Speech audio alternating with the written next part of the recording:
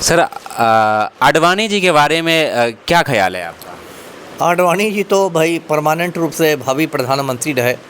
जब हम लोग स्टूडेंट हुआ करते थे दरभंगा में और आडवाणी आते थे तो यही मतलब चारों ओर घोषणा की जाती थी कि भावी प्रधानमंत्री को सुनने के लिए राज मैदान में पधारें।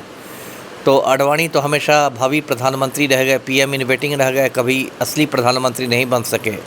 और उनका तो ऐसा मजाक बन गया है कि जो रेलवे प्लेटफार्म पर आपको ये होते हैं, वेटिंग रूम होते हैं, उसको आप लोग आडवाणी रूम कहने लगे हैं, क्योंकि आडवाणी का मतलब ही वेटिंग हो गया, आडवाणी का मतलब ही प्रतीक्षा हो गया है। और आडवाणी तो एक बहुत सांप्रदायिक आदमी थे और उन्होंने इस देश में बहुत सारे खूनी दंगे कराए। दर्शकों को याद होगा 1990 में उन्होंने एक रथ यात्रा निकाली थी, सोमनाथ से अयोध्या तक की यात्रा। और वो यात्रा में उसका रथ जहाँ जहाँ से गुजरता था वहाँ खूनी दंगे होते थे, सैकड़ों लोग उन दंगों में मारे गए। बाद में उस यात्रा को समस्तीपुर में रोका गया, लालू यादव ने रुकवाया और आडवाणी की गिरफ्तारी हुई, तब जाके वो यात्रा रुकी।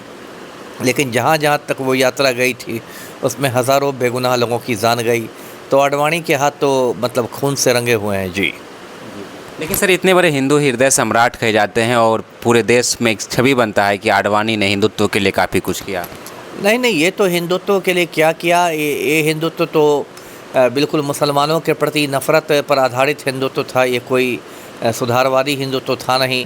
और सिर्फ मुसलमानों के प्रति नफ़रत फैला के आप देश में गृह युद्ध की स्थिति बनाते हैं, हज़ारों बेगुनाह लोग मारे जाते हैं, तो ये तो एक आतंकवादी जैसा काम है जी। जी।